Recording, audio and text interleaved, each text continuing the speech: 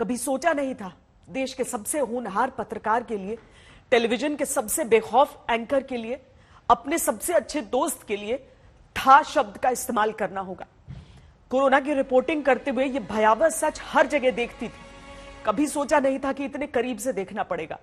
रोहित सरदाना। मैं उनकी पत्रकारिता की स्टाइल की फैन हूं। लोग बहुत कुछ बोला करते थे, पर रोहित को कभी फर्क नहीं पड़ता था। सोशल मीडिया पर उनके तीखे कटाक्ष, टीवी स्क्रीन पर उनकी प्रेजेंस, रोहित के पास हर बात का तर्क था।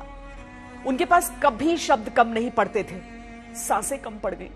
ये जाने की उम्र नहीं थी रोहित, ये जाने का समय नहीं था।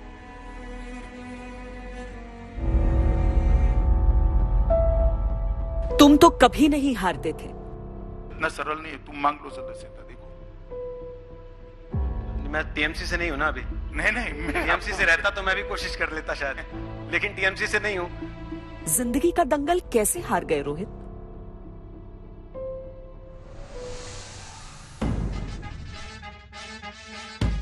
राष्ट्र के नाम पर जब भड़कती हैं भुजाएं, देश के मुद्दों से गूंजे दसों दिशाएं। तुम्हारे पास तो हर सवाल का जवाब था। तो मदारी बनिए आप। अब आप मदारी का काम देखिए ना। आप एक काम कर लीजिए। मदारी का काम होगा आपके इंडिया टुडे में। इसके बाद अगर मैं मदारी हूं तो बंदर कौन है आप खुद सोच लीजिए ना। मुझे क्या कह रहे हैं? जीवन का ये जवाब कैसे नहीं ढूंढ पाए रोहित? नमस्कार, आप देख रहे हैं खबरदार। मैं हूं आपके साथ रोहित सरदाना। तुम कभी निशब्द नहीं थे। चाइना का फोबिया किसको है, ये 15-20 मिनट की बातचीत सुनने के बाद सबको क्लियर हो जाएगा। पर आप आए आज तक पर, आपने हमसे बात की, उसके लिए मैं आपको शुक्रिया नहीं कहूंगा सर, मैं गेट वेल सून कहूंगा। Get well soon. हमें निशब्द क्यों छोड़ा रोहित? अयोध्या, और मैं वो आदमी हूं जिसकी स्पॉट रिपोर्टिंग में इस केस का फैसला हो गया, तो मैं जीवन भर और मेरे बाद भी सब लोग इस बात को याद रखेंगे। राष्ट्रहित के वो सवाल। सबूत किसने मांगे थे सर्जिकल स्ट्राइक के? पोस्टर किसने लगाए थे सर्जिकल स्ट्राइक के सबूत के लिए? ये किसने कहा था कि वहां 4 दरख्त गिरे हैं केवल? किस पार्टी के नेता थे वो जिन्होंने ये बात कही थी? वो असहज मुद्दे। आपको अच्छा लगेगा कि जिनकी आप पूजा अर्चना करते हैं, जिनको आप अपना सब कुछ मानते हैं, भगवान मानते हैं, जिनमें आपकी आस्था है, आपसे कोई कहे कि जाओ अदालत में साबित करके आओ इनका जन्म कहां हुआ था, लाओ इनका आधार कार्ड लेके आओ, इनका राशन कार्ड लेके आओ? अच्छा लगेगा आपको? तुम नहीं तो कौन रोहित? तुम नहीं तो कौन? छोटे से ब्रेक के बाद दंगल जारी, आप देखते रहिए आज तक।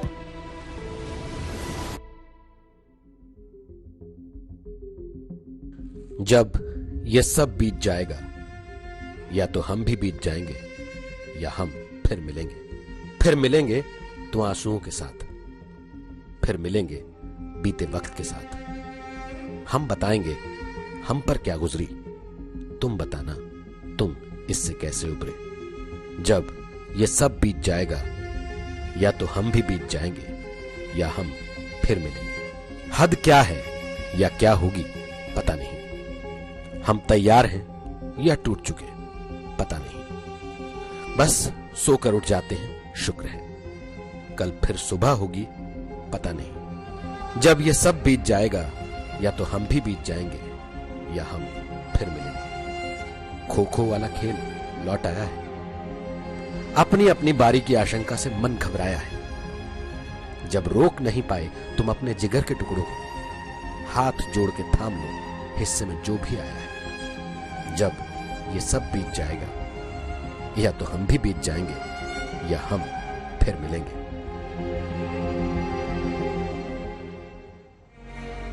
रोहित की अपनी आवाज में ऐसी कई कविताएं हैं, लेकिन एक ये कविता इस समय दिल को छू जा रही है। रोहित ने जिस दिन आज तक ज्वाइन किया था, उसी दिन शाम में 5 बजे दंगल उन्होंने किया। नाम खुद उन्होंने चुना था अपने शो का। 10 बजे दस्तक देते थे।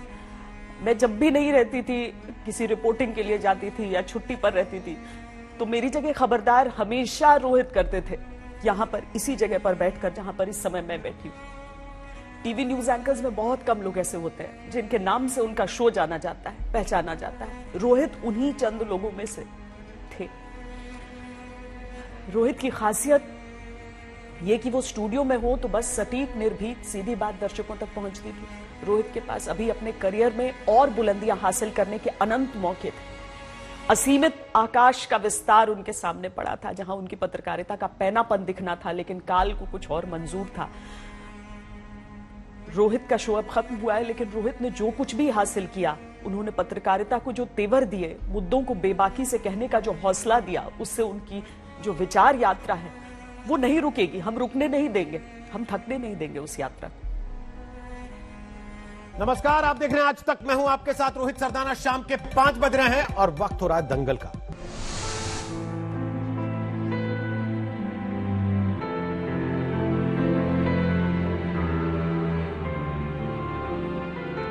देश की धड़कनों के साथ जुड़ी हुई ये आवाज खामोश हो गई। नमस्कार, आप देख रहे हैं आज तक। मैं हूं आपके साथ रोहित सरदाना। शाम के 5 बज रहे हैं और वक्त हो चला है दंगल का। हो गया, सारी वैक्सीन आप ही मांग रही है ना, और तो देश में कोई है ही नहीं जो ये कह रहा हो कि वैक्सीन चाहिए। हम भी वही कह रहे हैं, लेकिन कहने का एक सुर है, एक लहजा, एक तरीका है, और उसी पे मैंने सवाल पूछा था, आपको चुप गया। यहाँ सबको समझ में आ रहा। देश के ज्वलंत मुद्दे के दंगल में जवाब देहों से सवाल पूछने वाली आवाज अब सिर्फ यादों की थाती रह गई। ये असल में मसला वैक्सीन पाना नहीं था, मसला बवाल बनाना था, जिसमें आप कामयाब हैं इस समय। तो रोहित जी, आपको लगता है कि वैक्सीन ना होने पर देश में सरकारें मेरा सवाल बड़ा सीधा सा है सुप्रिया जी, मुझसे लड़ने की आवश्यकता नहीं है, लोगों के प्रति मेरे से लड़ने की आवश्यकता नहीं है। मेरा बड़ा सीधा सा सवाल है, आपको वैक्सीन चाहिए था, आपने स्वास्थ्य मंत्री से बात की, आपसे लड़ भी नहीं रही हूं। आपको वैक्सीन पाने के लिए स्वास्थ्य मंत्री के पास जाना था या मीडिया प्लेटफॉर्म पे प्रेस कॉन्फ्रेंस करने जाना था? इलेक्ट्रॉनिक मीडिया की दुनिया में जैसे वज्र गिर गया। देश के जाने माने और आज तक के चैनल के दिग्गज एंकर रोहित सरदाना को काल ने हम सभी से छीन लिया।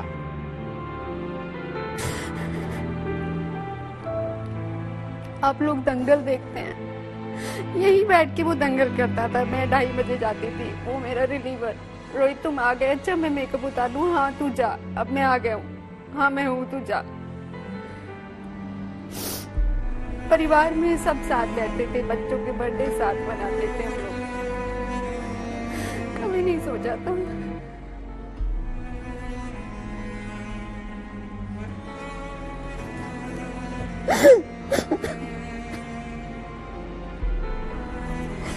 अभी कोई खबर आए। I still believe. हम इतने फोन लेते हैं, मैं किसी को भी फोन करूँ बोले नहीं वो ठीक है, वो आ जाएगा वापस।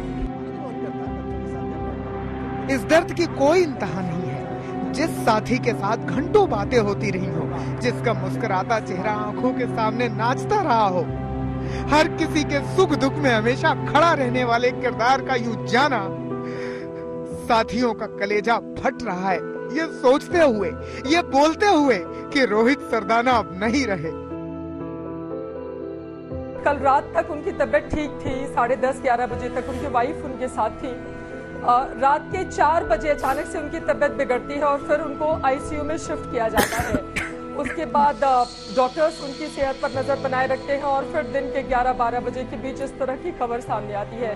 बहुत मुश्किल है यहाँ पर नवजोत कुछ भी बता पाना, क्योंकि कोरोना के इस काल में इस तरह से बहुत ज्यादा मुश्किल हो रहा है। सिर्फ 42 साल,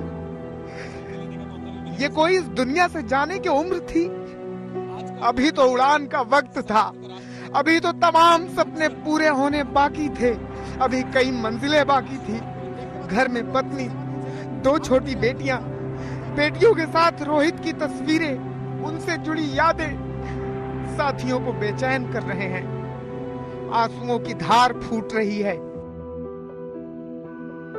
उनके 2 छोटी छोटी बच्चियां हैं। हम सब ने देखा कि अपनी बेटियों को लेकर रोहित कितना ज्यादा पजेसिव, हर पिता अपनी बेटी के साथ होता है, लेकिन उनकी वो तस्वीरें मैं जब देखती थी तब लगता था कि बहुत छोटी बच्चियां हैं। उनके एक हंसता खेलता परिवार। हमेशा एक फोटोग्राफ्स आई थी जिसमें लिखा हुआ था मेरे बेस्ट डैडी, और केक काटता हुआ पूरा परिवार दिखाई दे रहा है। उनकी 2 बच्चियां उनको प्यार करती हुई दिखाई दे रही है। वो बहुत छोटी हैं, वो एपीजे नोएडा में पढ़ती हैं, मेरे बच्चे के साथ में वो पढ़ती हैं। बहुत मुश्किल है उनके दर्द को बता पाना कि वो क्या सोच रही होंगी, उनके ऊपर क्या गुजर रही होगी। उनको तो इतनी समझ भी नहीं है। जो छोटी बच्ची है उसको तो इतनी भी समझ नहीं होगी कि पापा के साथ क्या हो गया। मैं इससे पहले की राजनीतिक सवाल पूछता, आपने खुद ही उसमें राजनीति ला दी है, लेकिन उसके पहले मैं एक चीज जानना चाहता हूँ। जब आप खुद कह रहे हैं अनुपम खेर इतने पॉजिटिव आदमी है, पिछली बार जब ऐसा विवाद हुआ था तो उन्होंने कह दिया था उनको सलाह दूंगा प्राणायाम कर लें, इस बार ऐसा क्या हो गया जब आप कह रहे हैं कि नसीरुद्दीन शाह हैबिचुअल ऑफेंडर है, फिर क्यों रिएक्ट किया अनुपम खेर ने? आज तक की बुलंद आवाज थे रोहित सरदाना। रोहित के करोड़ों चाहने वाले थे। शाम 5 बजे उनके शो दंगल के लिए पूरा देश उनका इंतजार करता था। नमस्कार, आप देख रहे हैं आज तक। मैं हूं आपके साथ रोहित सरदाना। शाम के 5 बज रहे हैं और वक्त हो रहा है दंगल का।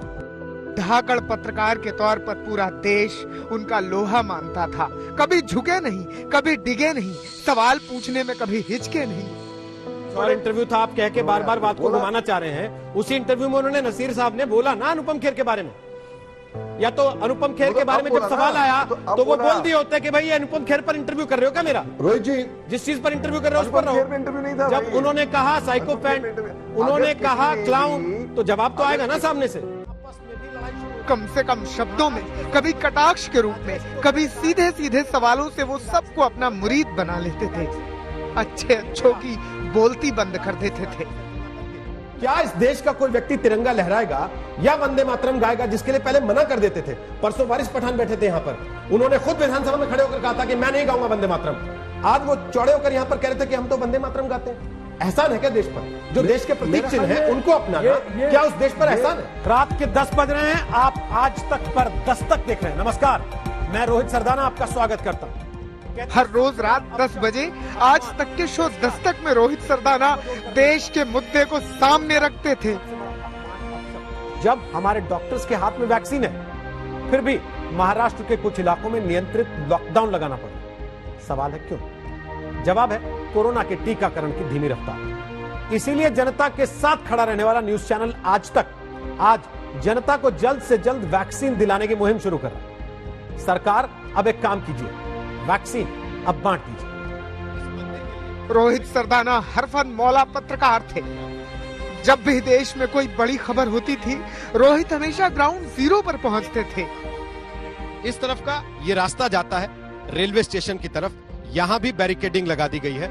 और तीसरा रास्ता जो यहाँ से दिखाई देता है वो जाता है सरयू के घाट की तरफ। आप देख सकते हैं सुरक्षा के कड़े इंतजाम यहाँ पर किए गए हैं। चौथा रास्ता इस चौराहे से जो खुलता है, जहां बैरिकेड लगाया गया है, वो जाता है मानस भवन यानी कि राम जन्मभूमि कार्यशाला की तरफ, जहां पर पत्थर काटने का काम वर्षों से निरंतर किया जा रहा है। कड़ी सुरक्षा है, 3 से 4 टियर सुरक्षा जिसको आप कह सकते हैं, यानी कि एक के बाद एक थोड़ी थोड़ी दूरी पर पुलिस के बैरिकेड्स लगाए गए हैं। देश के दिग्गज नेताओं से देश के मुद्दे पर बहुत बेबाकी से सवाल करते थे रोहित सरदाना। तो सबसे बड़ा मुद्दा इस बार के बंगाल के चुनाव का क्या है? ममता को हटाना, ये मुद्दा है ना। जय श्री राम, ये मुद्दा है। किसान, ये मुद्दा है। राजनीतिक हिंसा मुद्दा है। नंदीग्राम मुद्दा है। क्या है आपके नजर? देखिए,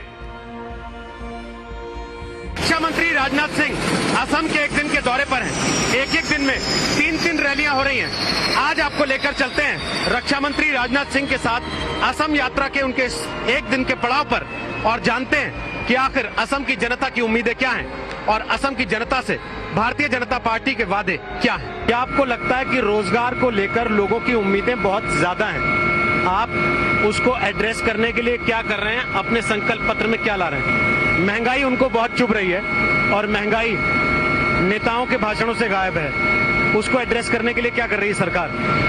The bronze in the category goes to आज तक रोहित सरदाना अयोध्या। रोहित सरदाना आज तक की आवाज को बुलंद करते रहे। तमाम पुरस्कार और सम्मान से वो नवाजे जाते रहे। हाल ही में उन्हें ENBA के 3 अवार्ड मिले थे।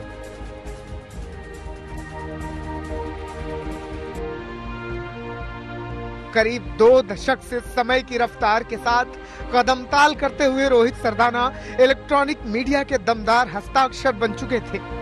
पिछले दिनों उन्हें कोरोना संक्रमण हो गया था। सब कुछ ठीक था। अचानक गुरुवार की रात उनकी तबीयत बिगड़ी थी। उन्हें नोएडा के मेट्रो अस्पताल ले जाया गया था। गुरुवार दिन में उन्होंने कई कोरोना पीड़ितों को फोन के जरिए मदद भी मुहैया करवाई थी। शुक्रवार की दोपहर अचानक उन्हें हार्ट अटैक आया था। इसके बाद कुछ कहने और सुनने को नहीं रह गया। रोहित सरदाना इस दुनिया में नहीं रहे। इस खबर से आज तक के साथियों पर तो जैसे गमों का पहाड़ टूट पड़ा। एक बार भी तो यकीन करना मुश्किल था कि हमेशा हंसते मुस्कुराते जिस रोहित सरदाना को हमेशा फ्लोर पर देखा था, वो अब कभी दिखाई नहीं देंगे। उनके निधन पर विश्वास करना मुश्किल था, लेकिन हकीकत तो यही थी। आज रोहित सरदाना हमारे बीच नहीं है, लेकिन अपनी धाकड़ पत्रकारिता के जरिए उन्होंने जो अलग जगाई थी, उनकी वो आवाज, उनका वो अंदाज जमाना सदियों तक भुला नहीं पाएगा।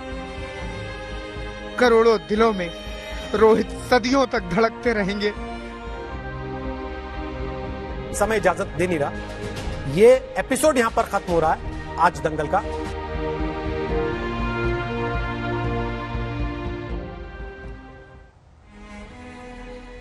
कल रात तक भी रोहित लोगों के लिए ऑक्सीजन का इंतजाम करने में लगे हुए थे, हॉस्पिटल बेड्स का इंतजाम करने में लगे हुए थे। मैं लाइव कर रही थी आज तक पर, लेकिन उनके साथ लगातार एसएमएस चल रहे थे व्हाट्सएप पर अपना दर्द दिखाते नहीं थे, इसलिए पता नहीं चला कि किस परिस्थिति में है। आज सुबह कुछ ऐसी खबर हमारे सामने आ सकती है, सोचा नहीं था बिल्कुल। रोहित ने कभी भी सवाल पूछने में कभी कमजोरी नहीं दिखाई थी। उन्होंने व्यवस्था से जनता का सवाल उठाया। रोहित टीवी पत्रकार थे, लेकिन उनकी डिजिटल मौजूदगी उतनी ही प्रखर थी। सोशल मीडिया पर रोहित सरदाना के लाखों चाहने वाले थे।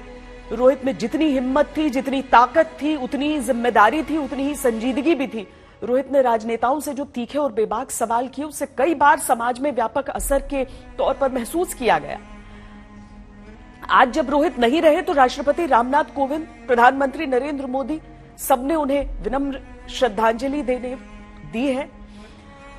लेकिन आज हम सब के बीच की सच्चाई यही है कि रोहित हमारे बीच नहीं। आप लोग भी तो हमारा परिवार है। हम काम पर हैं ताकि आप घर पर सुरक्षित रहें। आपको घर बैठे कोरोना से जुड़ी हर जानकारी, हर खबर सही समय पर मिलती रहे, इसलिए हम दफ्तर आ रहे हैं। आज पूरा देश स्तब्ध है। मीडिया जगत में एक अजीब सी खामोशी है। देश का चमकता सितारा रोहित आज हमारे बीच नहीं है। किसी को यकीन ही नहीं हो रहा, कल तक हर किसी की आवाज उठाने वाले रोहित आज खामोश हैं। राष्ट्रपति से लेकर प्रधानमंत्री तक हर किसी ने रोहित के निधन पर दुख जताया। लोकप्रिय न्यूज एंकर और वरिष्ठ पत्रकार रोहित सरदाना के निधन का समाचार अत्यंत दुखद है। उनका असामयिक निधन पत्रकारिता जगत के लिए बहुत बड़ी क्षति है। श्री सरदाना के परिवारजनों और प्रशंसकों को मेरी शोक संवेदनाएं।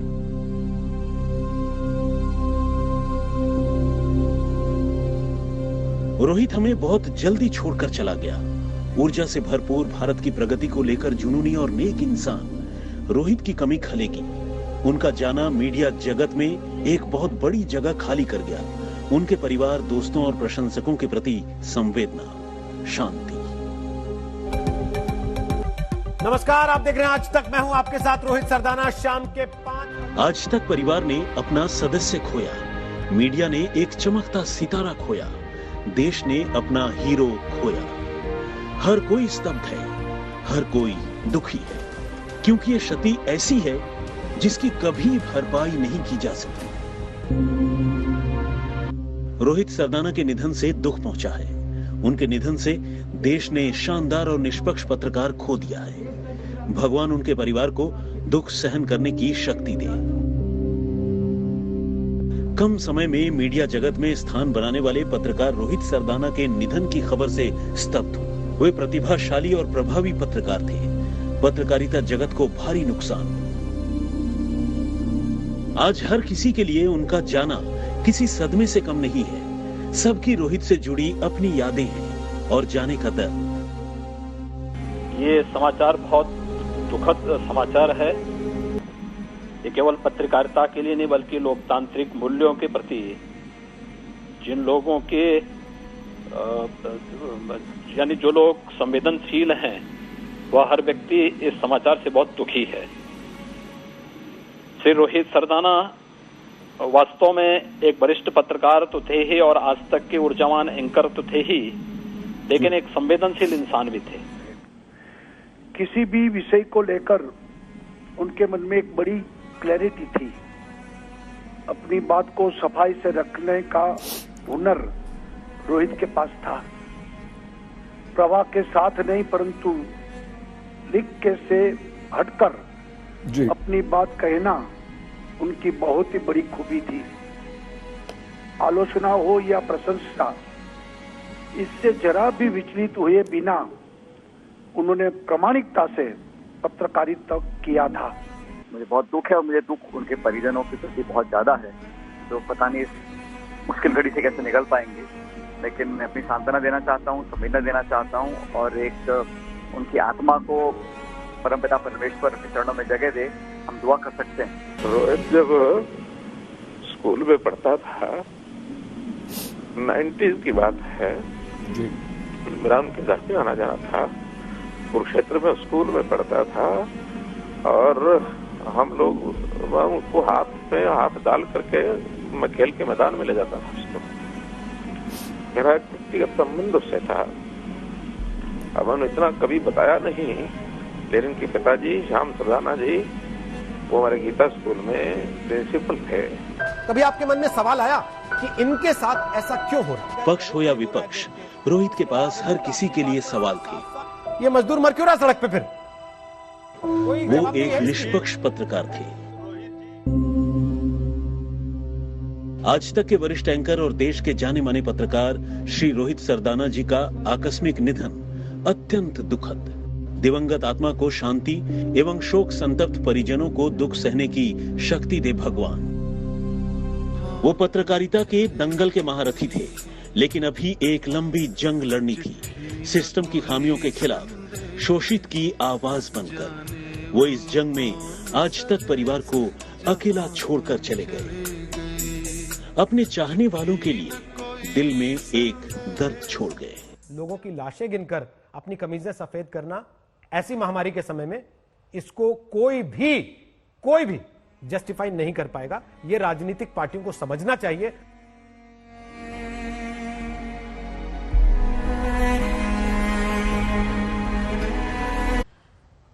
आज रोहित के असमय निधन से आज तक ने अपने परिवार का एक सदस्य खोया है। मीडिया जगत में एक चमकता सितारा खोया है। रोहित के मेरे जैसे जो लोग उसे बहुत पसंद करते थे, करोड़ों फैंस, उन्होंने अपना हीरो खो दिया है। ये जो बीमारी है, ये भारत पर अभिशाप बनकर आई है। लोग अपने आसपास के लोगों को ऐसे खो रहे हैं जिन पर यकीन करना मुमकिन नहीं। इसीलिए जरूरी है कि कोरोना के खिलाफ लड़ाई को युद्ध मानकर अब लड़ा जाए। खबरों में बने रहिए हमारे साथ, देखते रहिए आज तक। और हाँ, मास्क पहनना बिल्कुल ना भूलें। कोरोना को मात मास्क के साथ। महामारी के इस तूफान में आज तक के मंच से रोहित सरदाना अपनी जिम्मेदारी बखूबी निभा रहे थे। अपने रोल को लेकर सजग थे। महामारी के इस माहौल में हाथ तो सैनिटाइज कर लेंगे, लेकिन जानकारी को कैसे सैनिटाइज करेंगे? इस दौर में आप तक आने वाली हर खबर अगर सही हो तो वो जानकारी, लेकिन अगर गलत हो तो जानलेवा हो सकती है। लेकिन ये कोरोना बीमारी उन्हें असमय छीन ले गई। जब देश की लड़ाई कोरोना वायरस से हो तो देश का भरोसा सिर्फ आज तक पर।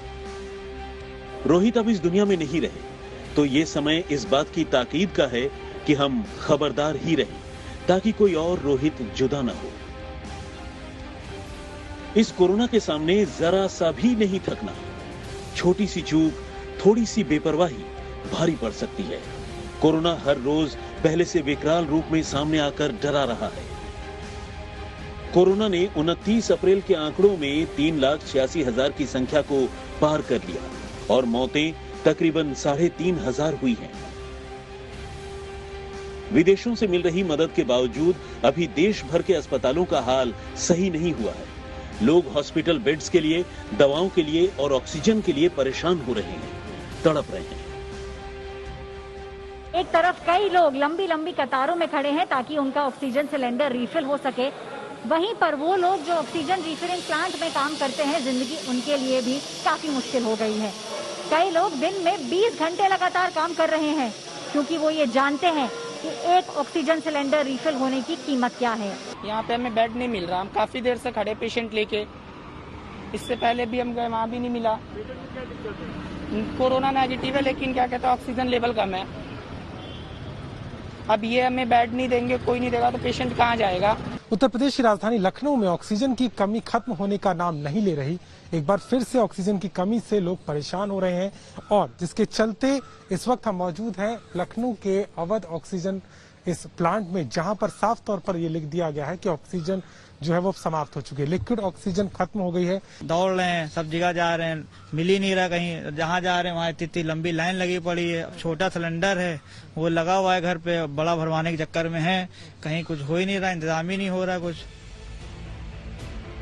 कोरोना की मौजूदा लहर ने जो बेबसी पैदा की है, उससे बचने का रास्ता सरकारों के सामने भी चुनौतियां पेश कर रहा है।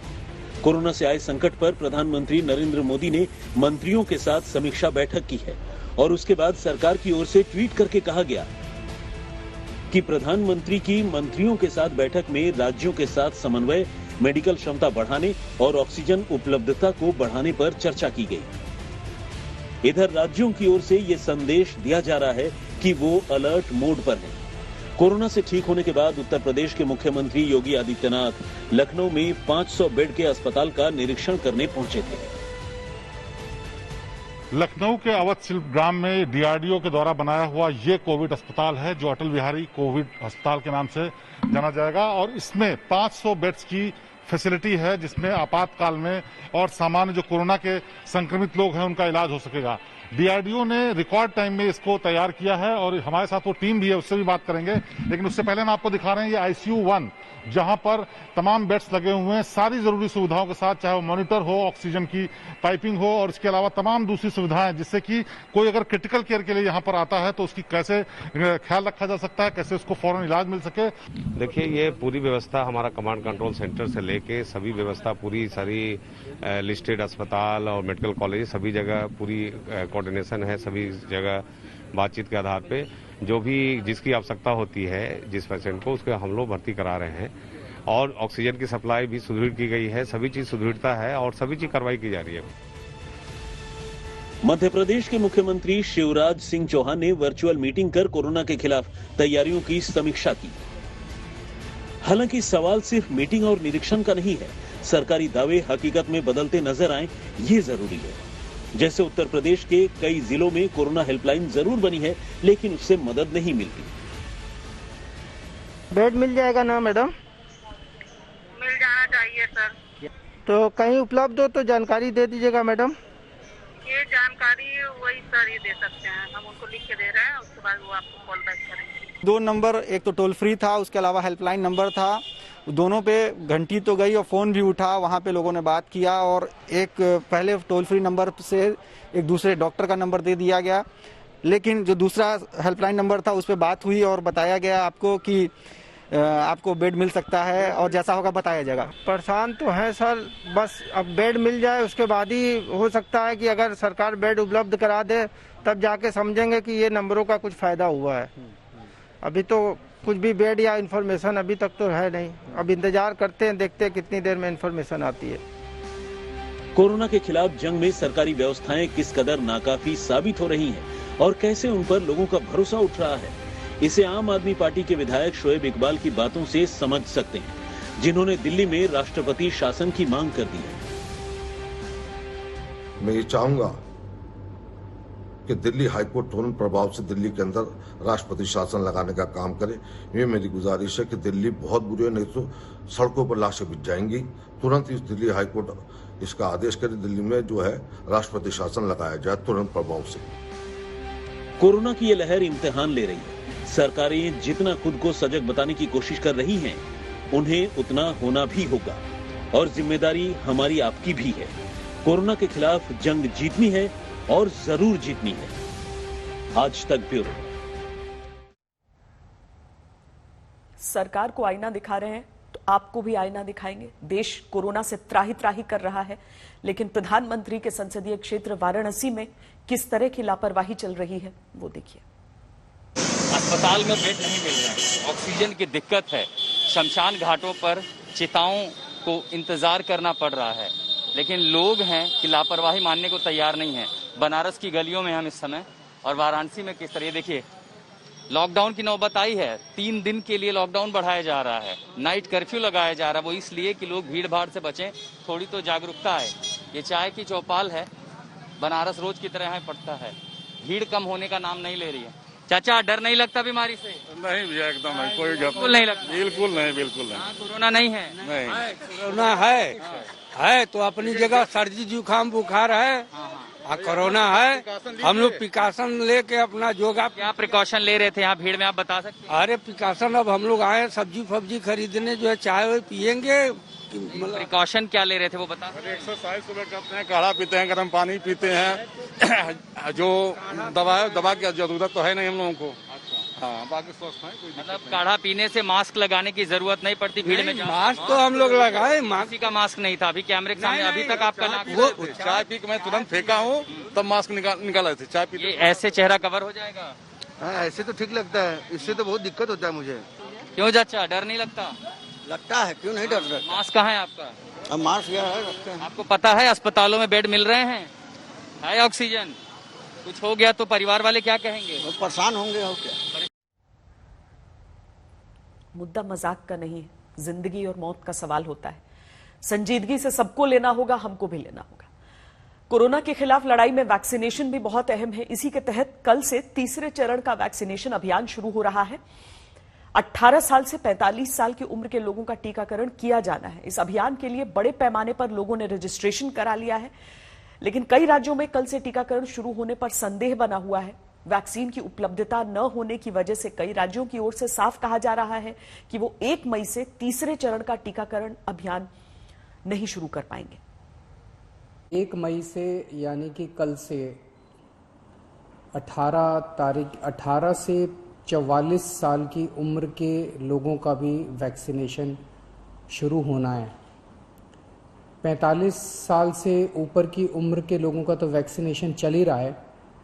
अब कल से 18 से 44 साल के लोगों की उम्र के लोगों का भी वैक्सीनेशन शुरू होना है।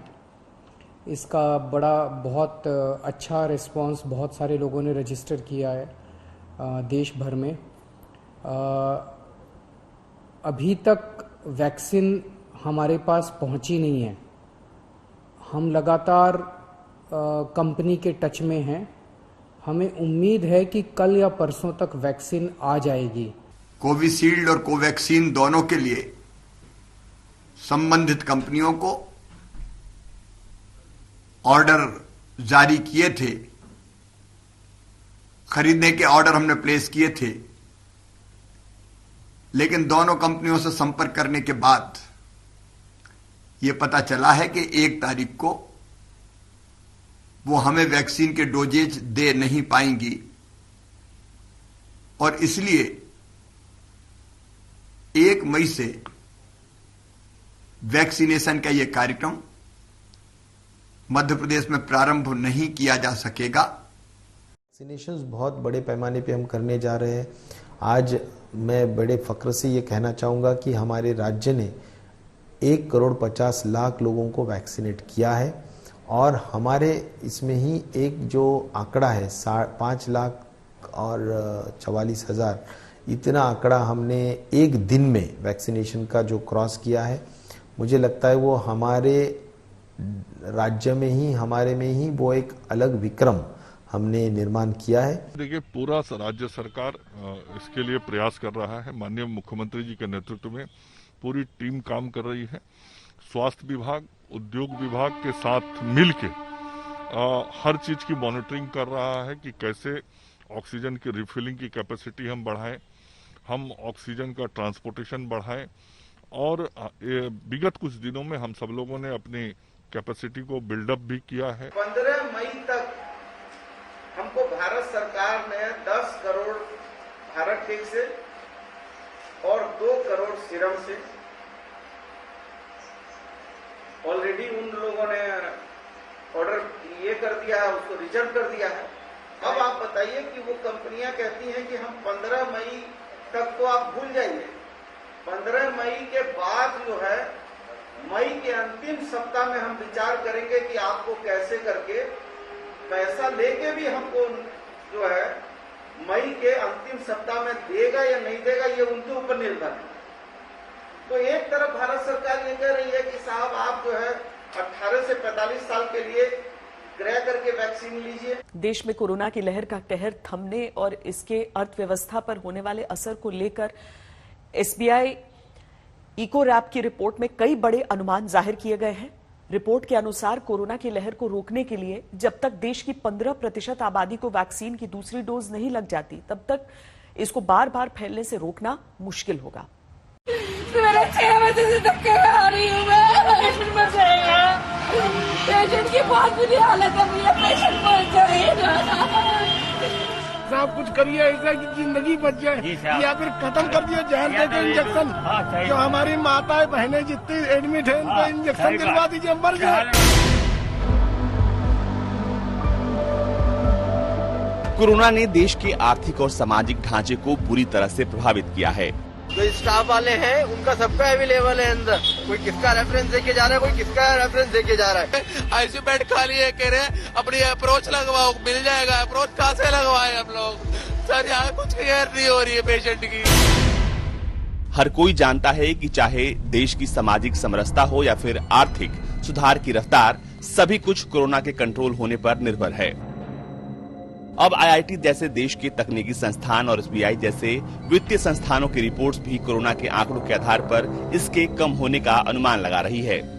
ताजा रिपोर्ट SBI इकोरैप की आई है, जिसके मुताबिक दूसरे देशों के अनुभव को अगर पैमाना माना जाए तो 15% आबादी को वैक्सीन की दूसरी डोज लगाने पर ही कोरोना के बार बार सिर उठाने का खतरा कम हो सकता है। रिपोर्ट के मुताबिक भारत में अक्टूबर 2021 तक 15% जनसंख्या को दूसरी डोज लग जाएगी। SBI इकोरैप रिपोर्ट में आर्थिक रफ्तार का अनुमान भी जाहिर किया गया है। इस रिपोर्ट के मुताबिक कुछ राज्यों ने जो पाबंदियां कोरोना को रोकने के लिए लगाई हैं, उनसे 2021-22 में देश की ग्रोथ घट सकती है। रिपोर्ट में 2021-22 के लिए ग्रोथ अनुमान को घटाकर 10.4% कर दिया गया है। SBI इकोरैप रिपोर्ट के मुताबिक मई के तीसरे हफ्ते में कोरोना के मामलों में गिरावट आ सकती है। दूसरी लहर की शुरुआत में भारत का रिकवरी रेट 97% था, जो 69 दिनों में अब 82.5% रह गया है। बाकी देशों से तुलना करें तो भारत में कोरोना की दूसरी लहर के पीक पर रिकवरी रेट 77.8% होगा और ये पीक मई के मध्य तक हो सकता है। SBI रिसर्च टीम के आकलन के मुताबिक रिकवरी रेट में 1% की गिरावट पर एक्टिव केसेज में 1.85 लाख की बढ़ोतरी होती है। कोरोना महामारी की पहली लहर को भारत ने बेहतरीन तरीके से मैनेज किया था, लेकिन अब दूसरी लहर ज्यादा खतरनाक साबित हो रही है। हालांकि ऐसा केवल भारत के साथ नहीं हो रहा है, बल्कि विकसित देशों में भी जब दूसरी लहर आई तो वहां के हेल्थ इंफ्रास्ट्रक्चर की भी पोल खुल गई थी। ज्यादातर यूरोपीय देशों और दूसरे देशों ने दूसरी लहर के चलते अपने देश में 1 हफ्ते से लेकर 6 महीने तक का लॉकडाउन लगाया था। फिलहाल पहली लहर और दूसरे देशों के अनुभव के आधार पर SBI इकोरैप की रिपोर्ट में जो सुझाव दिए गए हैं उनमें शामिल हैं कोरोना की टेस्टिंग की रफ्तार में इजाफा करना, कोरोना की हवा से फैलने की आशंका के चलते सार्वजनिक जगहों को बड़े पैमाने पर सैनिटाइज करने की बात भी इस रिपोर्ट में कही गई है।